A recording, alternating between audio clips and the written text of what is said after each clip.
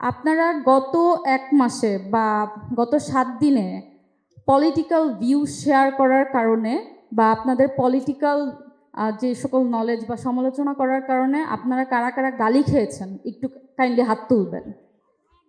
আচ্ছা, খুবই স্বাভাবিক। এবং এখন পর্যন্ত পলিটিক্যাল ভিউজ শেয়ার করার কারণে আপনারা গালি খেয়েছেন এরকম কয়জন আছেন একটু দয়া করে হাত তুলুন। ওকে, আচ্ছা, আর লাস্ট প্রশ্নটা হচ্ছে গিয়ে এই পর্যন্ত ধরেন আপনারা তো রাজনীতি করে আসছেন, অনেক কষ্ট করেছেন, অনেক আপনারা স্ট্রাগল করেছেন। এখন পর্যন্ত রাজনীতি করার কারণে আপনাদের ফ্যামিলি থেকে অনেকেরই হয়তো না শুনতে হয়েছে, এরকম না শুনতে হয়েছে বা বাহিরে যেও না, আন্দোলনে যেও না, এরকম কয়জন আছেন? আচ্ছা, আপনারা নিজেরাই দেখতে পাচ্ছেন যে সবাই গালি খেয়েছি আমরা। বাট এই জন্যই বললাম যে আমাদের আসলে এই পর্যন্ত আসতে অনেক বেশি স্ট্রাগল করতে হয়েছে, অনেক পরিশ্রম করতে হয়েছে, ফ্যামিলি থেকে অনেক না শুনতে হয়েছে। কিন্তু আজকে আমি কি একটু অফ টপিকেও কথা বলতে পারবো? আমি কি অ্যালাও আছি? যেই কারণে আমরা রাজপথে নেমেছিলাম, আমরা আন্দোলন করেছি, আমরা এই পর্যন্ত হচ্ছে কি নারীরা আসতে পেরেছি, আমাদের জুলাই অভ্যুত্থান পরবর্তী সময়, নির্বাচনের পরবর্তী সময়ে যে পরিমাণে আমাদের যেভাবে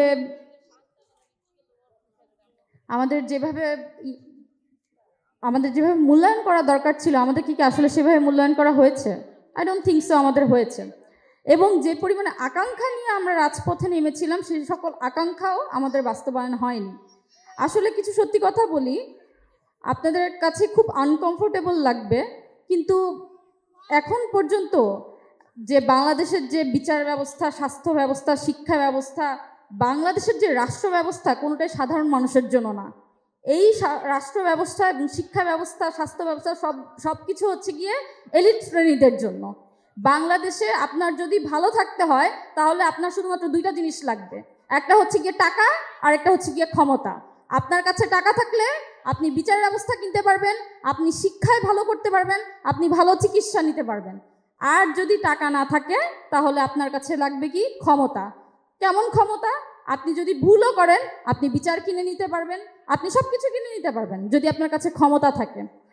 এবং টাকার, আমি যে বললাম যে টাকা দরকার, এটার আমি কিছু উদাহরণ আপনাদেরকে দিই। একটা ছোট্ট এক্সাম্পল দিই। আমাদের যে বসুন্ধরা গ্রুপ আছে না, বসুন্ধরা গ্রুপে উনি আনবির সাহেব এত কিছু করলেন, কিন্তু শেষে গিয়ে কি হলো যে খুব সুন্দর মতো হচ্ছে কি উনি একটা নারীর ধর্ষণ মামলা ওনার আছে, ওনার অনেক কিছু আছে, বাট সেগুলো উনি সুন্দর মতো যাজক কিনে নিলেন। সেরকম করে শিক্ষা ব্যবস্থার আপনি অবস্থা দেখুন। বিলন সাহেব, আসলে ওনাকে আমি শিক্ষামন্ত্রী বলবো না, আসলে আমি না ওয়াটারমেলন বলবেন না, এভাবে বলবেন না। আমি বলি আপনাকে, ঘটনা হচ্ছে গিয়ে আমি তো বাংলাদেশে তো কোনো শিক্ষামন্ত্রী নেই, আমি কোনো শিক্ষামন্ত্রী পদত্যাগও চাই না, কারণ বাংলাদেশে যিনি আছেন তিনি হচ্ছেন গিয়ে পরীক্ষামন্ত্রী। উনি শুধুমাত্র পরীক্ষা নিয়ে ভাবেন, শিক্ষার্থীদের কথা ভাবেন না। আমি গত 2 দিন দেখলাম যে নারীরা কি পরিমাণে সাফার করেছে, শুধুমাত্র এই বন্যা, এই হাঁটু সমান পানি নিয়ে কি পরিমাণে নারীরা সাফার করেছে। কেমন সাফার করেছে আপনার কাছে শুনতে আনকমফোর্টেবল লাগবে। পিরিয়ড অবস্থায় তাদের প্যাড পর্যন্ত ভিজে গিয়েছে, এমন নারীরা পর্যন্ত গিয়ে এক্সামে পরীক্ষা দিয়েছে। কি পরিমাণে স্ট্রাগল তাদেরকে করতে হয়েছে, আর উনি সেখানে হচ্ছে গিয়ে শিক্ষার্থীদের সাথে মজা করে বেড়াচ্ছেন। শেষমেশ আমি এটা বলবো, আজকে এইখান পর্যন্ত, এখানে যতজন নারী আছেন, এখানে আমি নুসরাতকে দেখতে পাচ্ছি, এখানে আমাদের সংসদ সদস্যরা আছেন, এবং আমি এখানে হচ্ছে কি আশিফা আপুকে দেখতে পাচ্ছি, এবং যতজন নারী আন্দোলন করেছে তাদের সকলকে আমার মন থেকে হচ্ছে গিয়ে সম্মান জানাই, এবং আমি তাদেরকে সালাম জানাই যে তারা এই পর্যন্ত আসতে অনেক কষ্ট করেছে। ধন্যবাদ।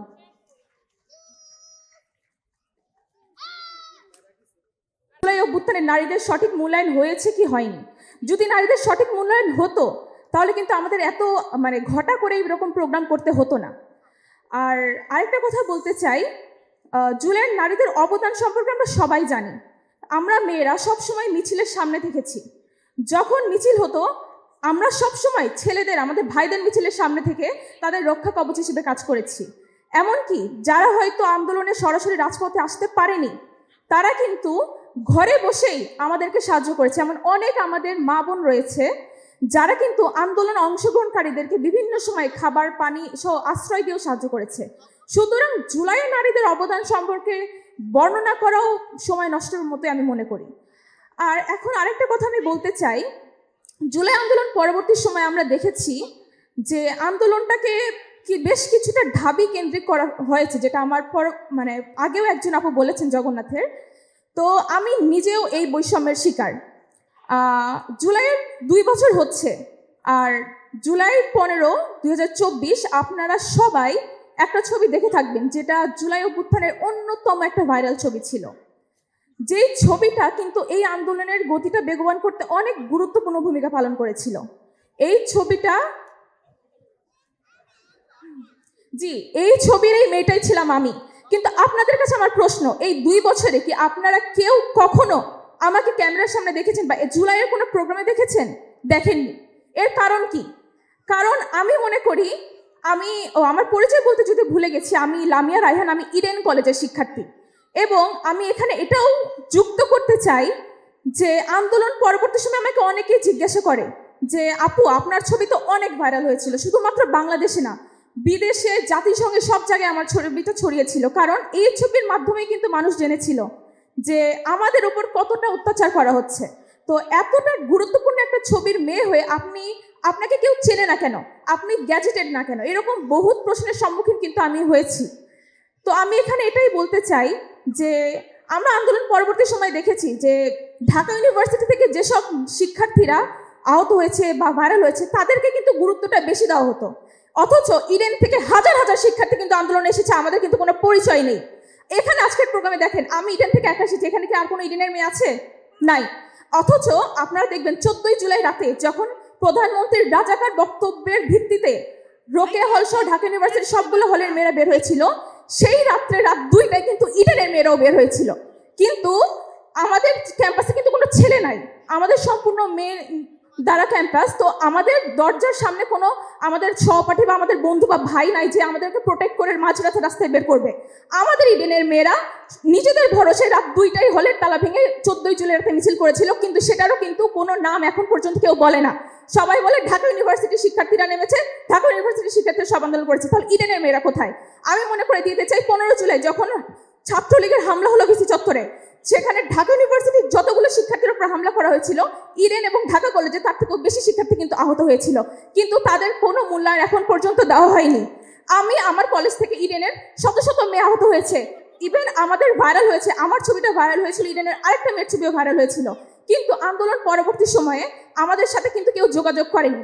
এই বিষয়ে আমি বৈষম্য বিরোধী ছাত্র আন্দোলন যারা যখন সমন্বয়ক ছিলেন, তাদের থেকেও কোনো একজন ব্যক্তি কখনো আমার সাথে কখনো যোগাযোগ করার চেষ্টা করেনি, কোনো খোঁজ খবর নেয়নি। অথচ তাদের দায়িত্ব কিন্তু ছিল যে এই মেয়েটা কে, এই মেয়েটা কোথা থেকে এসেছে, এই মেয়েটা এখন কি অবস্থা, আমার কোনো খোঁজ কেউ নেয়নি। তো এটা আমার এক প্রকার হতাশা। এখনকার আমি বর্তমানে আমাদের যে নাহিদ ভাই, আসিফ ভাই, তারা রয়েছেন এনসিপিতে, তারা এই 2 বছরের মধ্যে আমার এই প্রথম আমি কোনো জুলাইয়ের প্রোগ্রামে অ্যাটেন্ড করছি, জুলাইয়ের কোনো প্রোগ্রামে আমাকে ডাকা হয়েছে।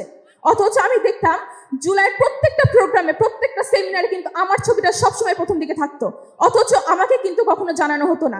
এখন আপনারা বলছেন তাহলে জুলাই নারীরা কেন হারাবে না? আমি ফ্রন্ট লাইনে থেকে আমার ছবি ভাইরাল হওয়ার পরেও যদি আমাকে খুঁজে না পাওয়া যায়, তাহলে সেই গ্রাম থেকে যেসব মেয়েরা আন্দোলনে পড়েছে তাদেরকে কিভাবে খুঁজে পাওয়া যাবে? তাহলে এই ক্ষেত্রে নিশ্চয়ই এখানে আমাদের যারা কর্তৃপক্ষ বা যারা এটার মেইন, তাদের অবশ্যই ব্যর্থতা রয়েছে। আপনারা যদি একটা আন্দোলনকে শুধুমাত্র মিডিয়া ফেস দ্বারা যাচাই করেন, যে যাদের পলিটিক্যাল ব্যাকগ্রাউন্ড আছে, যাদের মিডিয়া ফেস ভ্যালু আছে, তাদেরকে আপনারা সবসময় লাইমলাইটে আনবেন, তাহলে আমরা কোথায় যাব? আমি নিতান্তই একটা সাধারণ পরিবারের মেয়ে, আমি বগুড়া শহর থেকে এসেছি, আমার কোনো পলিটিক্যাল ব্যাকগ্রাউন্ড নেই, আমার কোনো মিডিয়া পরিচিত নাই। আমি আন্দোলনেও এসেছিলাম শুধুমাত্র আমার নিজের প্রয়োজনে, দেশের প্রয়োজনে, একটা অন্যায়ের বিরুদ্ধে আওয়াজ তোলার জন্য। আন্দোলন শেষ, আমিও ঘরে ফিরে গিয়েছি। আমার অর্জনের খাতাও শূন্য, আমার ক্ষতির খাতাও শূন্য। কিন্তু আমি যখন দেখি যে সব প্রোগ্রামে আমার ছবি দেওয়া হয় কিন্তু আমাকে জানানো হয় না, আমাকে বলা হয় না, তখন সেক্ষেত্রে অবশ্যই আমার একটা খারাপ লাগার জায়গা থাকে। তো আমি শুধু আমার কথা না, সেই হাজার হাজার শিক্ষার্থীর কথা বলতে চাই, আমি আমার ইডেনের মেয়েদের কথা বলতে চাই, আমি সারা বাংলাদেশের মেয়েদের কথা বলতে চাই, যারা এসব অবহেলার শিকার হচ্ছে, যাদেরকে কোনো মূল্যায়ন করা হচ্ছে না। তো আমি আশা করব যে পরবর্তীতে জুলাইয়ের যতগুলো প্রোগ্রাম করা হবে, আমাদের সকল মেয়েদের অংশগ্রহণ যেন নিশ্চিত করা হয়। এবং সরকারের কাছেও একটা দাবি থাকবে, যেহেতু জুলাইয়ের মাধ্যমেই কিন্তু আপনারা নির্বাচন করতে পেরেছেন, আপনারা ক্ষমতায় বসতে পেরেছেন, তো অবশ্যই আমরা জুলাই সনদের বাস্তবায়ন চাই। এই বলে আমি আমার বক্তব্য শেষ করছি। ধন্যবাদ। সুপ্রিয় সুধী, এই মুহূর্তে আমাদের সাথে কথা বলবেন শহীদ